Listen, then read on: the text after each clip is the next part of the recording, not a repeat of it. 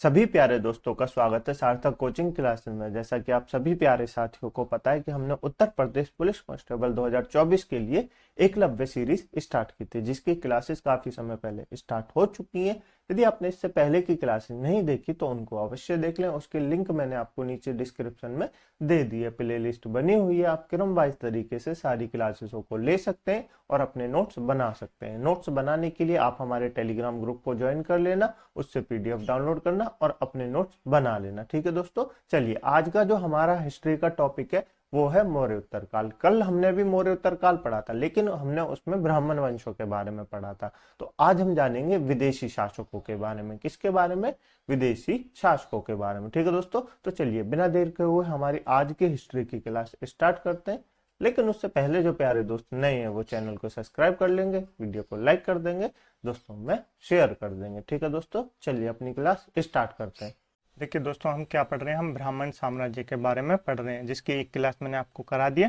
और पिछली क्लास में हमने क्या पढ़ा था? देशी ब्राह्मण राज्यों के बारे में पढ़ा था, जिसमें हमने शुंग पढ़े थे, कणव पढ़े थे, आंध्र सातवाहन पढ़े थे, वाकाटक पढ़े थे। ये सब हमने पिछली क्लास में पढ़ा हुआ है। ठीक है, आज हम पढ़ेंगे दोस्तों विदेशी राज्यों के बारे में। किसके? विदेशी राज्यों के बारे में, जो हिंदी पश्चिम, उत्तर पश्चिम सीमा प्रांत तथा मध्य भारत पर जिन्होंने राज किया था। हिंदू, यवन थे, शक थे, पल्लव थे, कुषाण थे, इनके बारे में पढ़ेंगे। ठीक है, तो चलिए बिना देर के वो अपनी क्लास स्टार्ट कर। देखिए दोस्तों, परिचय जान लेते हैं थोड़ा सा, तो पढ़ेंगे। सबसे पहले सेल्यूकस निकेटर के बारे में आपने पढ़ा होगा जब मैंने आपको पढ़ाया था सिकंदर के बारे में। तो सेल्यूकस निकेटर क्या था? सिकंदर का सेनापति था। क्या था? सिकंदर का सेनापति था।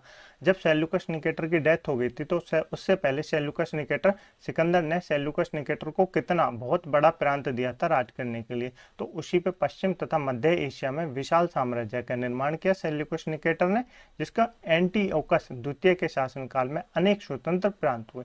देखिए, सेल्यूकस निकेटर ने तो इतने लगभग बहुत बड़े साम्राज्य पे राज किया, लेकिन जब उसके जो उत्तराधिकारी आए ना, वो इतने योग्य नहीं थे। तो उसके उत्तराधिकारी जो एंटीओकस था, उस समय दोस्तों छोटे छोटे राज्य अपने अपने आप स्वतंत्र हो गए। ठीक है, तो ये मतलब छोटा सा ही राज्य बचा था। ड्यूटास प्रथम ने बैक्टीरिया नामक स्वतंत्र राज्य की स्थापना की। किसने की? ड्यूटास प्रथम ने बैक्टीरिया नामक स्वतंत्र राज्य की स्थापना की। उसके बाद से भारत पर आक्रमण प्रारंभ हो गए थे। ठीक है, तो चलिए अब पढ़ते हैं आगे। अब जान लेते हैं दोस्तों, क्या भारत पर आक्रमण कैसे कैसे हुए विदेशों के, उनके बारे में जान लेते हैं। ठीक है, देखिए सबसे पहले डियोमेट्रस फर्स्ट था, जो कि फर्स्ट जो मैंने आपको अभी बताया था। ठीक है, उसके बाद डियोमेट्रस सेकंड था, डेमियट्रियस था, मिनांडर था, जो कि हमारे लिए काफी इंपॉर्टेंट है, हर्मेक्स था। कौन था? हर्मेक्स था। ठीक है, ये भी हमारे लिए काफी इंपॉर्टेंट है। ठीक है, 190 बीसी में डेमिट्रियस ने अफगानिस्तान, पंजाब एवं सिंध पर कब्जा कर लिया, जिसकी ने अपनी राजधानी शाकल, जिसको सियालकोट कहते हैं, क्या कहते हैं वर्तमान में? सियालकोट कहते हैं, उसको अपनी राजधानी बनाया।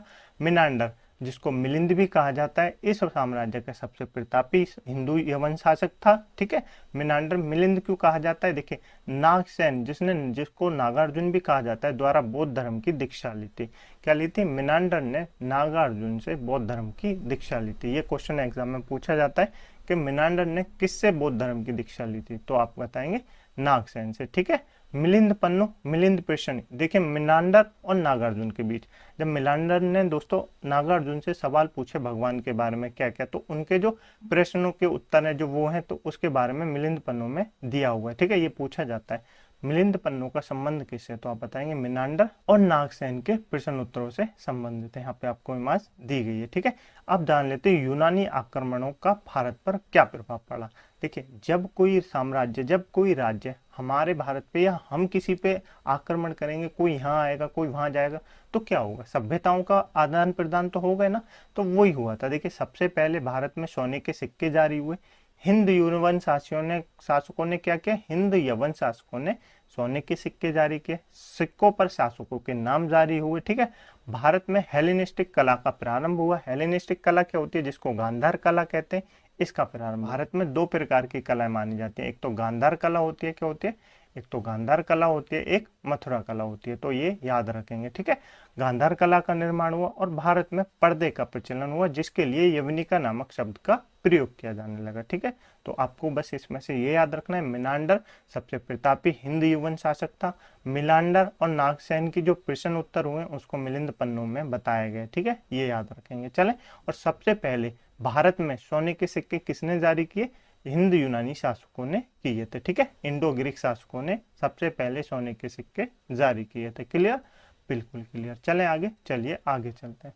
अब जान लेते हैं शक, शक यानी शीथन के बारे में। ठीक है, यूनानियों के बाद मध्य एशिया से 5 शाखाएं भारत में आई। कितनी? 5 शाखाएं भारत में आई मध्य एशिया से। ठीक है, प्रथम शाखा अफगानिस्तान ली गई और 4 जो शाखाएं वो भारत में आई, जो कि पहली तक्षशिला, फिर मथुरा, फिर नासिक और उज्जैन में। तो 4 शाखाएं भारत में आई, 1 शाखा अफगानिस्तान चली गई। ठीक है, उज्जैन शाखा हमारे लिए काफी इंपॉर्टेंट है, जिसका प्रमुख शाखा है और जिसका प्रमुख शासक था रुद्रदामन। कौन था? रुद्र। हमारे लिए उज्जैन जो शाखा है वो काफी इंपॉर्टेंट है। ठीक है, चलें आगे, चलिए आगे चलते हैं। देखिए, सबसे पहले हम जान लेते हैं मथुरा के शक शासकों के बारे में। ठीक है, मथुरा का प्रथम शक शासक राजुल या राजुल था, जबकि अन्य महत्वपूर्ण शक शासक सोडास था। कौन सा था? सोडास था। ये आपको याद नहीं रखना, बस ये याद रखना प्रथम शक शासक कौन था? राजुल था। कौन था? राजुल था। ठीक है, जैन ग्रंथ कलाकाचार्य, कौन दोस्तों? कलाकाचार्य कथन के अनुसार मथुरा के शक पहले मालवा क्षेत्र में रहते थे, जिन्हें 57 ईसी पूर्व में उज्जैन के शासक विक्रमादित्य ने पराजित किया। और विक्रमादित्य ने जब इनको पराजित किया ना 57 ईसा पूर्व में, तो इन्होंने विक्रम संवत चलाई। कौन सी चलाई? विक्रम संवत चलाई। ठीक है, ये आपको पता रखना है कि विक्रम संवत कब चली, तो आप बताएंगे 57 ईसा पूर्व में चली। ठीक है, शकों को पराजित करने के बाद। ठीक है, अब जान लेते हैं नासिक के शक शासकों के बारे में। अन्य नाम क्या है? छहरात या शक है। क्या? छहरात शक कहा जाता है इनको। और प्रमुख शासक कौन है? नहपान है। नहपान का संबंध किस शासक से? तो आप बताएंगे नासिक के शक शासकों से है। ठीक है, गौतमी पुत्र सातकर्णी द्वारा इसकी हत्या कर दी गई थी नहपान की। बस इतना याद रखेंगे। याद रखेंगे, बिल्कुल याद रखेंगे। ठीक है, चलिए अब जान लेते हैं उज्जैन के शक शासकों के बारे में। ठीक है, ये हमारे लिए इंपॉर्टेंट है। अन्य नाम क्या है इनके?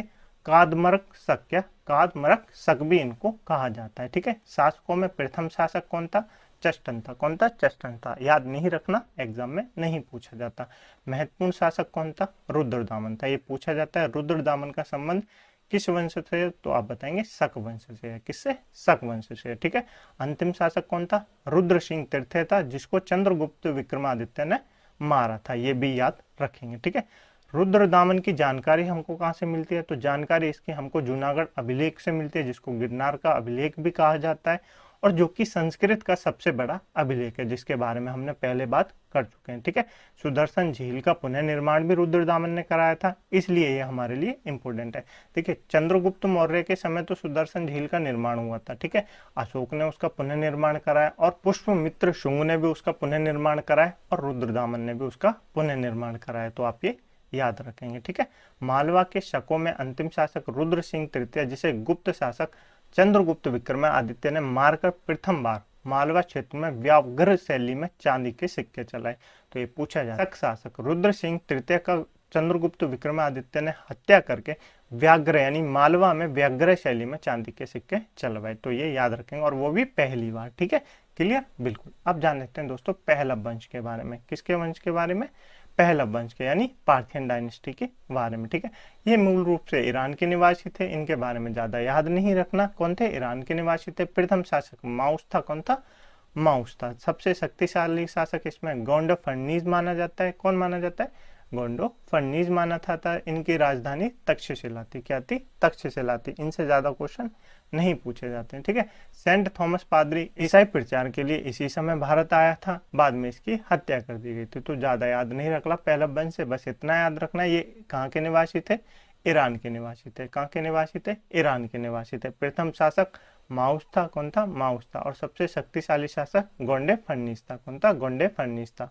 इनकी राजधानी क्या थी? तक्षशिला थी। ठीक है, सेंट थॉमस नामक एक पादरी था, जो कि ईसाई प्रचार के लिए इसी समय भारत आया था, जिसके बाद में हत्या कर दी गई। ठीक है, इतना याद, बिल्कुल याद। चले आगे, चलिए अब जान लेते हैं दोस्तों कुषाण वंश के बारे में, यानी कुषाण डायनेस्टी के बारे में जान लेते हैं। ये हमारे लिए काफी इंपॉर्टेंट है। ठीक है, कुषाण वंश के संस्थापक कौन है? कुजुल खडफिसस। कौन है? कुजुल खडफिसस। एग्जाम में पूछा जाता है कुषाण वंश के संस्थापक कौन है, तो आप बताएंगे कुजुल खडफिसस। ठीक है, उसके बाद विम खडफिसस आया, फिर कनिष्क, जो कि हमारे लिए काफी इंपॉर्टेंट है, और इस वंश का अंतिम शासक था वासुदेव। कौन था? वासुदेव। ठीक है, तो याद रखेंगे, बिल्कुल। प्राचीन चीन का यूची कबीला, ये कौन सा कबीला है? चीन का यूची कबीला। ठीक है, संस्थापक कौन है कुषाण वंश का? तो आप बताएंगे कुजुल खडफिसस। कौन है? कुजुल खडफिसस, जिसने तांबे के सिक्के जारी किए थे। ठीक है, राजधानी क्या है तो आप बताएंगे राजधानी पुरुषपुर थी इनकी। क्या थी? पुरुषपुर, जिसको पेशावर कहा जाता है।